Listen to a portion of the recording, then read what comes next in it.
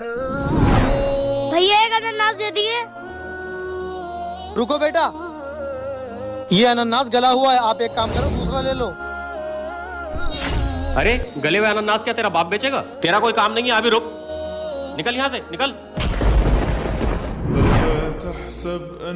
अस्सलाम वालेकुम इमाम साहब। वालेकुम अस्सलाम जी, बताइए। इमाम साहब, रमजान का महीना चल रहा है और मेरे पास कोई भी कारोबार नहीं है, मैं अपने बच्चों को क्या खिलाऊंगा? अच्छा, इधर आइए। ठीक है इमाम साहब। भाईजान यहाँ आइए।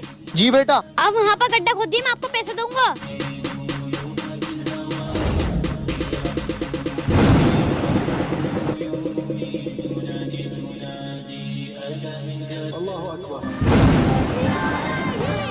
रमजान का महीना चल रहा है, रिस्क का वादा अल्लाह ने किया है, आप अल्लाह की जात पर यकीन रखिए।